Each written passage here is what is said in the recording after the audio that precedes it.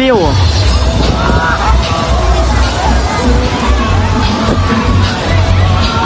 จุดชมวิวของลูกค้าเนาะพี่น้องที่ว่าเป็นมากเลยเพื่อจะถ่ายรูปเช็คอินนะเช็คอินอยู่ตาเลาะนั่นตาเลาะแผงสารวัตรเนาะพี่น้องนำโต๊ะตาเลาะเนาะแผงสารวัตรเล่าไต่ครับพี่น้องข้างหน้าที่ว่าเป็นจุดชมวิวที่ว่าสวยงามเลยว่าอลังการเลยนะนี่ขัวอูไตพี่น้องหน่อยโดดน้ำ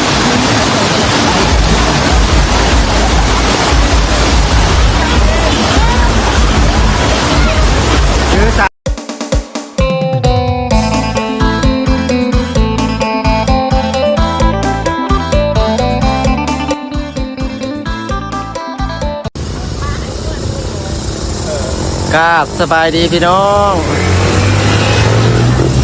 สบายดีสวัสดีปีใหม่เนาะพี่น้องเนาะทั้งพี่น้องทั้งฟังไทยแล้วก็ฟังลาวเฮามาหลินสงกรานต์ปีใหม่พี่น้องสงกรานต์ปีใหม่มื้อวันที่17มื้อสุดท้ายเลยพี่น้องว่านี่วันที่16เข้าก็ยังหลินอยู่แต่ว่ามื้อสุดท้ายมื้อที่17นี่คนก็สิบ่หลายปานใดพี่น้องมาหลินที่น้ำตกตาดเล่าไต่ครับพี่น้องมะสิพาไปเบิ่งบรรยากาศข้างในคนหลายขนาดพี่น้องแบบคนหลายนำตกใหญ่ที่สุดในภาคใต้เฮาแข้งสารวัตรพี่น้องนำตกตาเลาะตาห้างตาสูงไป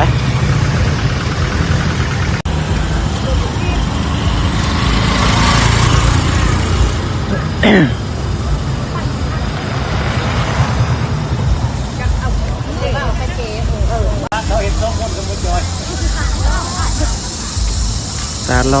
าะคืออะไรใครหน่อยไม่เป็นใหม่ขายพี่น้องมันอยู่ที่ผ้าหนอกไปเบิ่งกันบรรยากาศที่นำโต๊ะข้างในเนาะช่วงนี้ก็ประมาณ2 โมงกว่าพี่น้องผู้สาวเพิ่นก็สิมาอาบน้ำแกอันนำโต๊ะเป็นนำโต๊ะที่เย็นพี่น้องข้างในเนาะบรรยากาศผ้าขอบความมาเที่ยว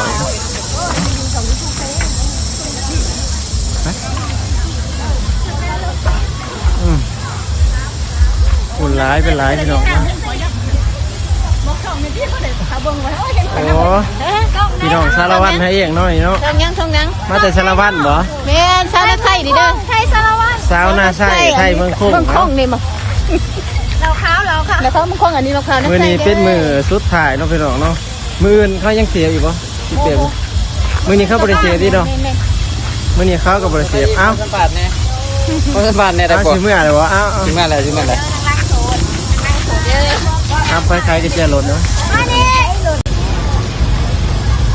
บรรยากาศช่วงบ่ายๆยามแลงพี่น้องคนหลายขนาดเลยคุณรถจักร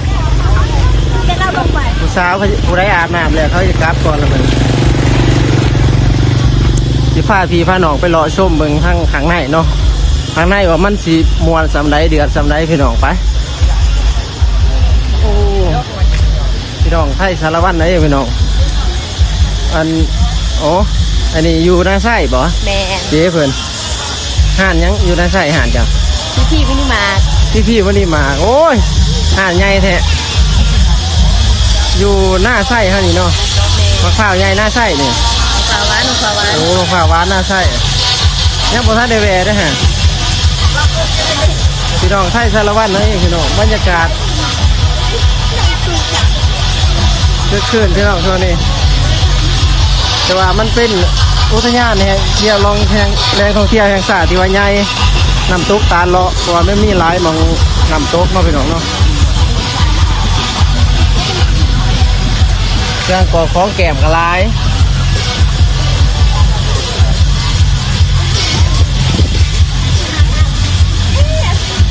นี่ทั้งเบียร์เหล้าหอมพี่น้องเบียร์เหล้าหอมเลยขายดีบ่ก็ได้ขายอยู่อ่ะ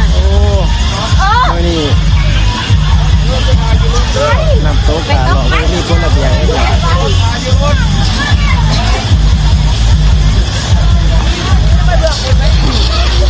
โอ้ยหลุนอาบน้ำมาเลยหลุนเมื่อมาเลย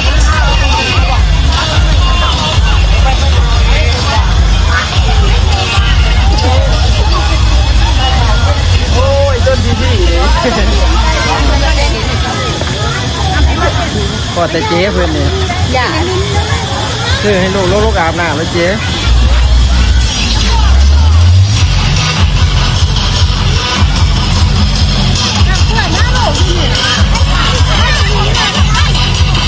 พระเจ้าจะดูดน้ำอยู่นี่พี่น้อง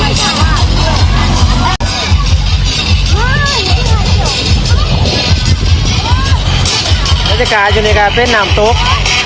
จะว่าเป็นน้ำตกแห้งพี่น้องกระโบแห้งมาได้มองลินโดดร้ายเนาะมองที่ว่าผู้สาวคนมาลินน้ำแล้วอาบน้ำแล้วโดดได้เนาะพี่น้องเนาะเบิ่งเด้อบรรยากาศโดดจะบ่ โดดเลยคอยเด้อ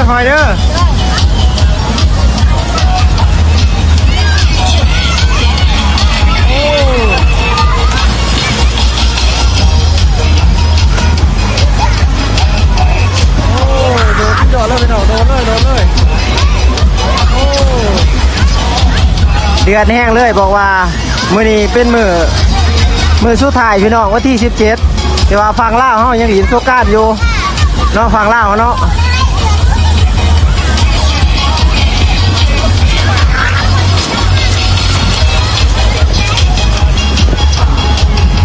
นี่จะเป็นรีสอร์ทหาดอาหารเนาะรีสอร์ทใหญ่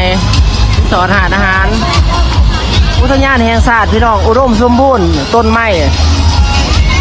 ยังเขียวสดอยู่ง่ายพี่น้องทั้งนานแวนตูปัน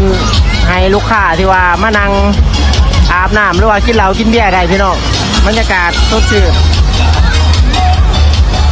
วันเวลาวันนี้ตาล้อมวนล้อ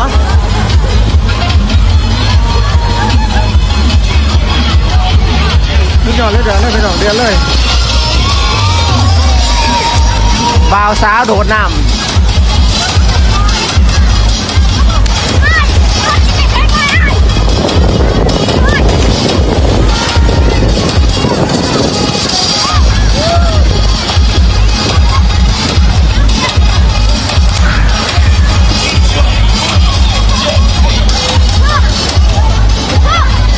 สาวหน่อยโดนแล้ววะสาวหน่อย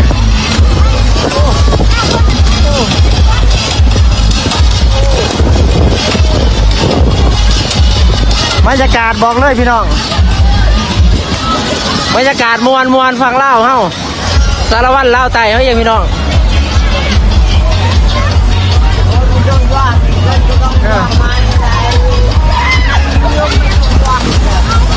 ตีละก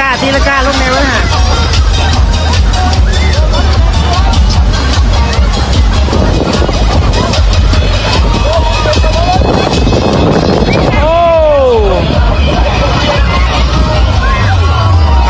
ผู้สาวอาบน้ำนี่เรา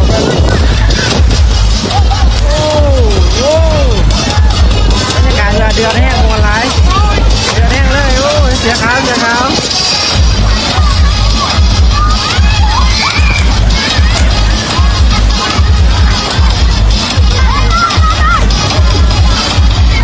วเสือขาวอยู่เพื่อไทยพี่น้อง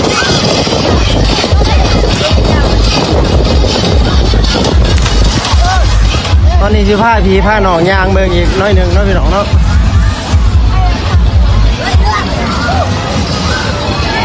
นี่กระแมนจุดชมวิว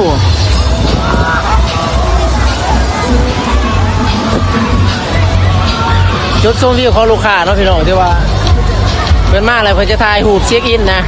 นอยู่ตาเลาะนี่มันจุดประเด็นมองเช็คอินว่าตาเลาะมาห่อตาเลาะแล้วเนาะพี่น้องบ่าวสาวเพื่อนที่มาถ่ายหูปนี่คือพวกเขาถ่ายหูปเลยสบายดีปีใหม่เนาะ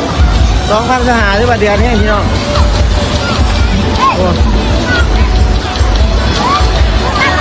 ทั้งหน้าจะมีน้ำตกที่สูงพระเจ้าจะบอกเขาไปลินเนาะพี่น้องเนาะเพราะว่ามันน้ำตกแต่ว่ามันแห้งทั้งหน้ามันสูง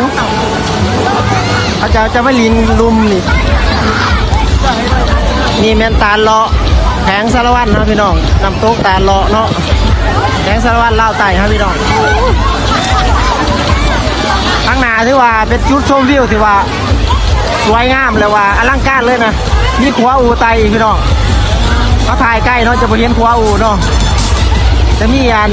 ขัวอูขามไปน้ำตกมองได้ที่ว่า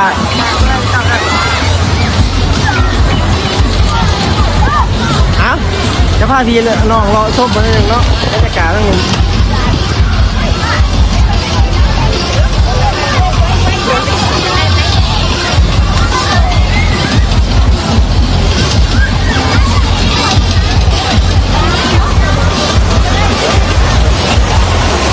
นี่ก็เป็นหัวขามเลยเนาะจะเห็นหัวขามโอ้น้ำโคตรแห้งเลยพี่น้องถ่ายบรรยากาศอยู่มุมจังหน่อย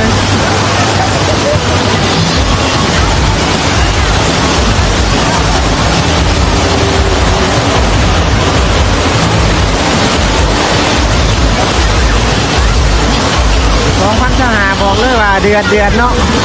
เดือนนี้กีตาร์เลาะน้ำโต๊ะขาอยู่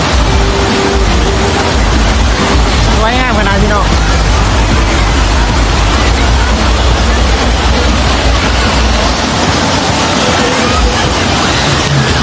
โอ้เยอะสาวพี่น้องวันนี้มีตูบและบริการที่ว่าเราเบี้ยเนาะอาหารกับแกมเนี้ยพวกย่างพี่น้องผู้ใดมาเนี่ยแปลว่าเตรียมเงินมาอย่างเดียวโหลดมวนรับรองว่ามวนเพลงเพิ่นกับเปิดในเนาะคิดได้เจ้เนาะเพลงเปิดให้นี่ก็มีสาว2คนอีก4เนาะมีสาวอะไรเนาะ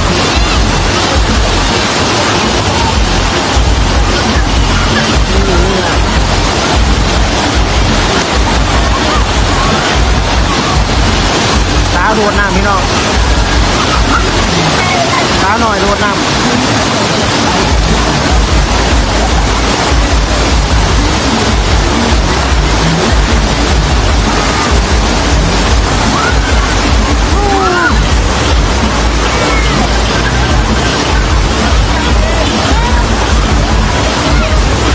สาว2คนพี่น้องสาวลาวใต้เฮาสาวสารวัตร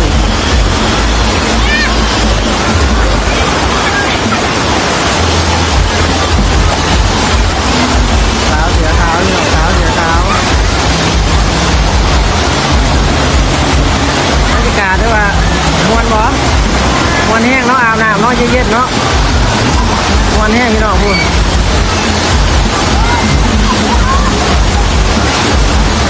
สี่โอ้ยเรื่องพี่น้องที่ยอด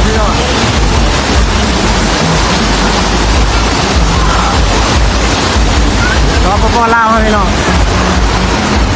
บอกเลยว่าเดือนแห้ง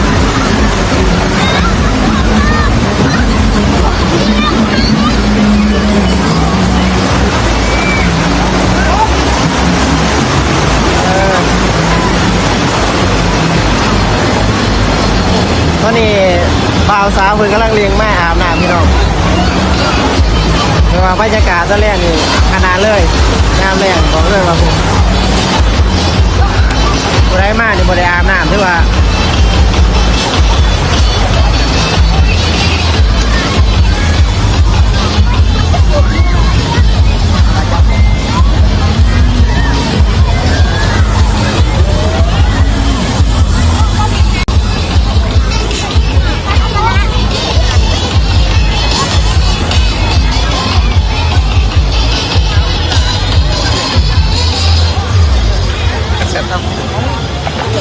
บรรยากาศแดดห่อนพี่น้องแต่ว่าอาบน้ำสุดยอดเลยเย็นขนาดเลยโอ้หนาวเย็นเนาะ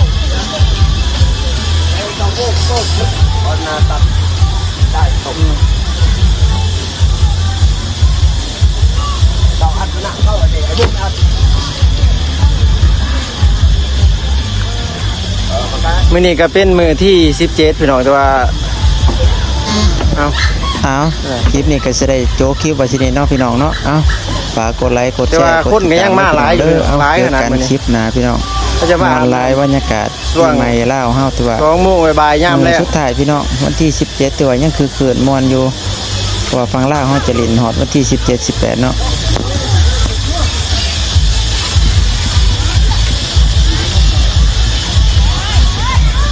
ตอนนี้ก็โอ้เดี๋ยวยังเลี้ยงมาอาบน้ำแอมเอ้ยแม่นบ่นี่เจ๊เพิ่นไม่ใส่ไงเนี่ยเกียร์ตู้ พี่น้องสารวัตรนี่เองเนาะเอ้า โอ้ย ไปดีปีใหม่ดีแฮะ